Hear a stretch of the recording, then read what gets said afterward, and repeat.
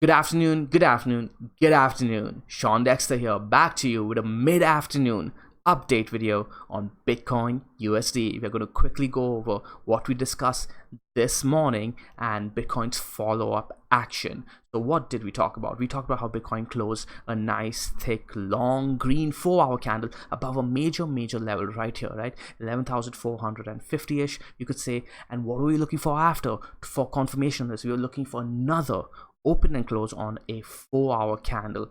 Did we get that? No, absolutely not. In fact, we got the complete opposite. And when I am talking about complete opposite, I'm talking about a fuckery candle. And I apologize for my French, pardon my language, but guys, this is what I'm seeing here, and I want to be very clear on that this is probably the time to be a little bit more cautious, right? We're seeing multiple signs of this happening. I did mention this in the previous video too, where I'm seeing things, where I'm seeing a lot of fake outs. I'm seeing a lot of fake outs in one direction or the other. So there's very uncertain price action going on right now. So what do we see over here? Okay, we saw Bitcoin close over, and we're looking for an open and close over, right? And now a lot of traders could get trapped over here. I could totally see it, because if you mark your horizontal, something like, if you're watching this, right, you mark your horizontal slightly lower, right, you're not concentrating enough and you miss that, you're going to see this as a strong close. I don't blame traders for doing that. I've made these mistakes in the past as well, but hey, this is the perfect setup for a trap. A bait and a trap is how I call it. And when you see something like this and you're unsure of whether this is a good close enough or not, hey, just stay away. When in doubt, throw the idea out. That's my philosophy, man. You're better off not losing and holding on for when the trade is staring you in the face. This one, not staring me in the face, in my opinion, guys. Not staring me in the face. In fact, I see this happen, this setup, right? This setup happens a lot, where it kind of closes above, but not certain enough. And eager traders who want to get in on the action jump in, right? They jump in, and I'm pretty sure. Okay, I haven't looked at the 1 hour. I'm pretty sure.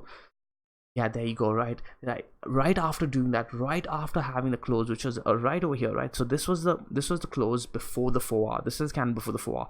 Then right after you close the 4 hour candle, this is the 1 hour. Right after the 4 hour, you drive up, making people think that they were on the right side, and you have your follow-up traders too, the breakout traders who buy in over here, and what do you get right after? Dumped right in their faces. And then now price action. Now a lot of them are either trapped or they sold at a loss over here, right? Now when you want price action to go down, to feel better about your loss, it's going to go up instead. It's just that kind of action that you want to stay away from, because it emotionally kind of drains you out. So going back on to our 4 hour, right, I do want to point this out too. We talked about how we were having an possible inverse head and shoulders if we drove on and upward to the upside. Now I don't want you guys to look at only the bullish forecast or the bullish hypotheses, right? Again, you got to look at every angle, guys, and I want you guys to start looking at the angles to the downside too. Not because I'm bearish, but because there are buying opportunities, if there are, right? I think we may be doing something. So this was our neckline that we're looking at, possible neckline, and doesn't look like you're driving up to the upside or there, right? So this idea may okay, again may get negated, especially if you're doing something like this. I believe we could be putting in a descending triangle. Let's go ahead and put in another trend line right there, right? I wouldn't be surprised if this plays out too, guys. Like, no, my lines aren't straight, so let's straighten that out. Okay, so we have something like this going on, right?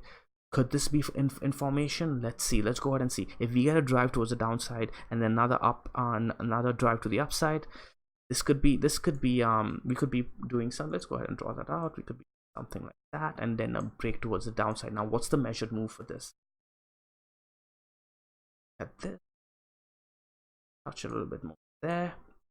We are looking at 9,604, which lines up perfectly with this wick over here. It's funny how that works. Hey, every now and then technical analysis does work. Yeah, I do want to mention a couple of things too, just a follow-up, okay, because I understand how things may get a little bit overwhelming sometimes. Let's go ahead and turn on our Ichimoku, our bread and butter here at Mango. Remember, when you're in the cloud, when you've already completed your edge-to-edge trades, this is a no trade zone, okay? You don't even have to play your edge-to-edge trades. If you're on the cloud, no trade zone. And what were we talking about? We were looking for the Tenkin. Right when the Tenkin was all the way down here, right? This was like a couple of days ago or a day ago when the Tenkin was here. I was looking for the Tenkin to move to the upside, and now I'm waiting for the Kijun to come to the downside. I'm looking for that TK cross. That's what I said, guys. TK cross, and then the twist over here. We twisted red, now we're twisting green again. Okay, you get that TK cross. We do have a 4-hour cloud break, and then start closing candles over here. That would be a really good setup. Yes, you'll be buying a little higher, but you're buying with confidence. You're not playing against the cloud. All right, for now, this is not if you're not already in position, okay. And I believe Ashok asked me to clarify this, so I'll clarify right here and right now. What I mean is, if you're not already in position from the lower levels, like somewhere around here, it'd be prudent to just stay away and wait for better price action, for better confirmation, for clarity. Right now, you don't want to be buying in here. Okay, you don't want to be buying in here if you don't have the clarity. Maybe you're seeing something that I'm not, and you're seeing the clarity. If so, go ahead. But what I'm seeing right now, this is what hey, I'm not your financial advisor. This is not financial advice. All of these thoughts are mine. So yes. I do strongly advise you do your own research though, and look at things through your own angle. Whatever I'm teaching you guys, this is the angle I'm viewing the markets at. I'm hoping you can take this and make it your own. Let's go on over to the daily now, right? And again, daily has tanking. Yeah, until we close dailies above this level, don't want to be playing against this either. Okay, we have our 21 EMA lining us on the bottom right there. So hey, could come and support us. Where's that sitting? The 21 EMA may support us at 10,700. So we do have that as buy opportunity. Sits with this zone right here as well. And there's another thing, yep, the 10 SMA I believe is pressing down on price action as well. That's the wrong template. So yeah, we do have some bearish, I don't say bearish, but we are sitting at major resistance over here, right? Which lines up with what? With the forward descending triangle. The breakdown would wick us down to at least 9,600 and perhaps close over at 10,600. The daily 21 EMA is all the way over here, guys. If we come up here, right, sitting around here. Interesting. So we may actually reject this triangle. Who knows? If we do break and start closing 4-hour candles underneath the daily 21, that wouldn't be a good sign for me, guys. That would not be a good sign for me. So keep an eye out on that. Remember, the day 21 is lining up underneath this triangle here. Okay, I wanted to keep this video short, but it's turning out to be longer than usual. Well, not usual, but longer than I expected.